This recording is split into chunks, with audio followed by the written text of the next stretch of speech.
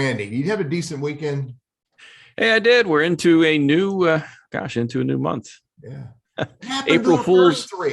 April Fools didn't trick me this year. I mean, I only fall for the same thing 3 or 4 times in a row before I'm on it. So I didn't get fooled. Won't get fooled again. Yeah. I'm proud of you that you're actually growing, Randy. I am. Yeah. I wish I could grow hair, but that's for another day. Hey, folks, it's another Monday, and we've got a few minutes to spend together, Teddy and I. And then, of course, on Wednesday, we have our show. So anyway, thanks for joining us. Check us out. My name is Randy Wooden. I work for Goodwill Industries of Northwest North Carolina, and director for our professional center based here in Winston-Salem. So if you or maybe somebody you know is a professional and they're in a job search, have them reach out. Our services are free. Find me on LinkedIn. I'm out there. I write columns in the paper, do a lot of stuff in the media, and also get to hang out with the world famous Teddy Burriss. But Teddy, I know there may be one or two out there who are just not real clear on who you are. So why don't you shed a little light on that, huh? And I'm gonna mess with people's heads this morning too, Randy. Ooh, so okay. The world knows me as the LinkedIn strategist, trainer, and consultant, but I'm also a Google Workspace strategist, trainer, and coach as well. And so I get the pleasure of hanging out with business professionals who want to use LinkedIn as a business tool. They want to use Google as business tools. And I'm doing this all over the world. I'm having an absolutely fantastic time doing it, helping people get the greatest value out of those two important business tools. But as Randy said, a couple of times a week, he and I get together and we create a lot of bedlam chaos. Or we bring stories and tips and ideas to people that might be able to help them. So, hey, Randy, I like this, man. You got some good birthday ideas for the day? There are tons of them, Teddy. We could take up the whole time just with that. So I'm going to rattle off a few of them. Maya Angelou was born in this state in 1928, but also Queen Elizabeth II, William Shakespeare, Eddie Murphy, Leonardo da Vinci, and David Letterman. All of those aside, the main birthday today, and anybody who has been on Facebook remembers Grumpy Cat. Remember that picture of the grumpy looking cat like that? Grumpy Cat was born in 2012. I don't know who came up with but I laugh just looking at it. You see the memes all around it. Anyway, Grumpy Cat, 2012. I'm sure that the world will never be the same. But those are your birthdays. And actually, 3 things on this date. Just want to mention Martin Luther King assassinated on this date back in 1968. I do remember that. I was not all that old, but I was 7 at the time. I was 10. Yeah, I was born in 60 in September. So you start doing the math. I think I was 7, but I remember my folks had a transistor radio that sat on top of the refrigerator. And we would turn it on in the morning to listen to the news and the weather and this and that. And I remember just my folks just kind of walking around like this, like, ooh. And of course, I didn't really know. I was 7 years old. But anyway, that was something I remember from all those years ago. A couple other things real quick. The 1969, the first artificial heart was implanted. Excuse me. But then 2 guys got together in a garage or a basement or whatever. Some dude named Paul, another guy named Bill, back in 75. And how do we come up with a name? I think we'll call it Microsoft. Yeah. So Microsoft started on this date in 1975 with Paul Allen, Bill Gates. So there you go. Hey, quick story for you, Teddy. Last week, through Leadership Winston, of course, Catherine Perry was our guest, and we talked leadership and all the value of community engagement. And I am a member of the greatest class ever. Of course, they all say that. 2022. And last week or so, I had a chance to tour one of the local high schools. And my kids have grown and are well beyond that time. So to me, it was very enlightening to go in there and understand some of the things that have changed. Technology, for one. Of course, COVID has really changed the landscape in terms of the whole interaction between teacher and student and all. But just to get a tour and the piece de résistance. You didn't know I knew French. Is that French? Yeah, I don't know, maybe. It's not pig Latin. The piece de résistance was cafeteria food, got a chance to eat in the cafeteria with the kids. Did you get? And I can tell you, it wasn't bad. It was not bad. You joke about the cardboard pizzas as a kid and all that, but it's got some nutrition now, and surprising. Who's looking for that? Who knew, right? But just the whole thing about the changes that have taken place and the challenges and they're real, that schools face from a lot of different areas. And so it was enlightening, if nothing else. So really, I was glad I was able to take part. Cool. Did you get to meet the cafeteria lady? There were a bunch of them.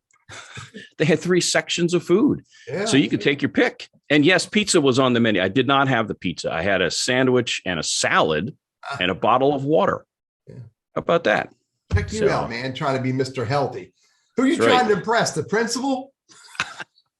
A little leniency there in case I needed. But anyway, so all good. But it was enlightening for sure. Oh, cool. Hey, here's a story for you, Randy. Yep.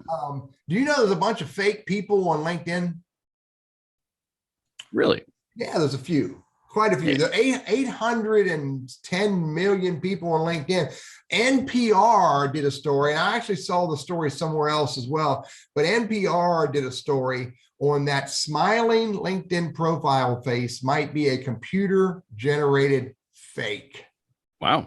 And so they're using these bots, these fake accounts that all they want to do is harass you. They're using artificial intelligence at a whole new level to create the pictures that they're using on a LinkedIn profile. And so they may look like your next door neighbor. They may look like a peaceful business professional, but it's artificially generated. And I know firsthand that they're popping up all over LinkedIn because these bots are sending me invites. So just because they got a nice looking picture doesn't mean they're real. So gotcha. Yeah, it's a pretty interesting story. NPR, just do a Google search for NPR fake profile faces and you'll see the stories. Pretty interesting to read how these scammers and nefarious people are using technology to make us like them better. Nefarious. I like that. Nefarious. Yeah, I Googled that word a couple of days ago. I'm proud of you, man. It's awesome. Hey, who's our guest coming up on Wednesday the 6th? Oh, Wednesday. This is going to be fun. This is going to be really pretty interesting. The lady's name is Theresa Raines, Raines. Theresa is she's a business professional. She works for a company I know of out of Cary, North Carolina, Relias. It's a software company. But Theresa is in her renaissance phase. Now, this is what it's all about. Is that another French word? Is that another French word? Yeah, it is, but it means Renaissance. Randy. It means Renaissance. change. Yeah. Here's what Teresa's going to have a conversation with us about her change, how she's undergoing this huge change into something way different. And it's really, really cool. She's an artist.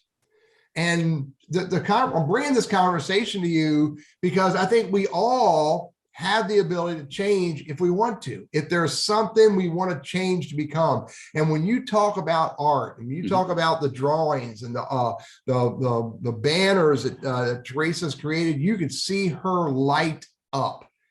And so it's going to be a cool conversation about Renaissance and how it applies to all of us. And we're going to talk about it through Teresa's change. So it'll be a fun conversation, Randy. Yeah, and I think, of course, I have leadership that day, and I think is it Tempe? It's going to, so we'll have a guest host. I'll have to critique the show afterward.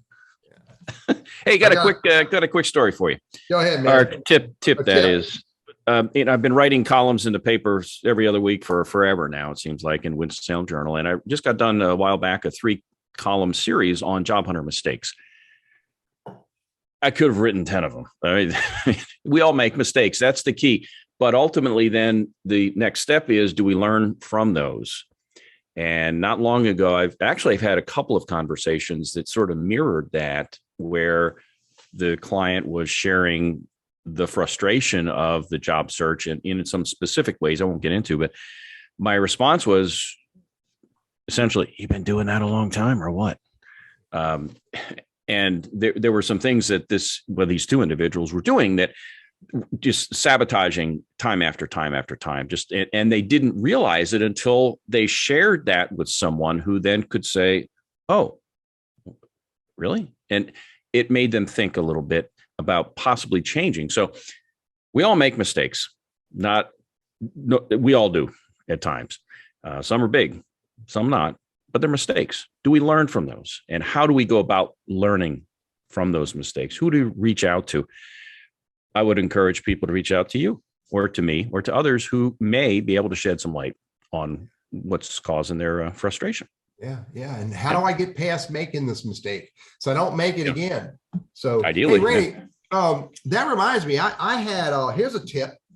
Take ownership of your mistakes. I worked for an organization in Winston-Salem years ago. And I'll never forget this. The owner of the company said to me when he hired me, he says, Teddy, this is going to be challenging. You're going to be doing things you've never done before. He said, expect to make mistakes. He said, the only thing I ask of you is this: take ownership of your mistakes and take ownership of how to resolve it. And fast forward 2 years into that company, we did this huge project, and I made a really, really dumb, simple mistake. And it cost probably $35,000, $40,000 of potential loss. But I did this. I remembered what the owner of the company said. He said, take ownership and find a way to resolve it. So I took ownership of it myself. I went and found an answer how to fix it and get all the money back. Then I went to the CFO and I said, I made this mistake. I know how to fix it. It won't happen again. And I'm gonna get the money back. This is a $35,000 or $40,000 mistake. You know what he said to me, Randy? He said, Teddy, thanks for taking care of that.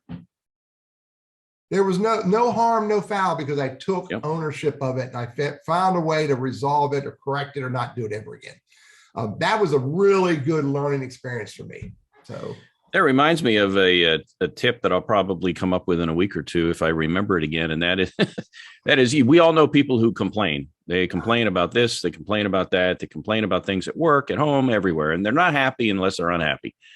But as a manager, and you've been a manager as well, it's one thing to hear complaints. I want to hear solutions. What do you have that can address that problem? I want to hear you get creative and come up with solutions. They may not be ones we implement, but just simply stating the problem, it's all well and good. You kind of come off like a complainer if that's all you do. But if you can come up with possible solutions, now you're part of the solution, not just simply part of the problem. So all good. Teddy, again, always a pleasure to hang out with let's do it again one day. A Renaissance man like Renaissance man. How about we get together Wednesday? Let's do it 11:55 a.m. Eastern Standard Time, everybody. We might eventually drop the Eastern Standard Time statement, but 11:55 a.m. Join Randy and I on Wednesday for Theresa Raines and the conversations about my Renaissance period. So keep in mind, I won't be here, so we're gonna have a special co-host, and I better have my job the week after that. I'm just saying. I got a note to call Tempe and remind Tempe this is a part-time gig. Okay. She's right down the hall from me, so I know where she is. But hey, you guys have a great week. We'll catch you on Wednesday. All right. Take care, buddy. Yep.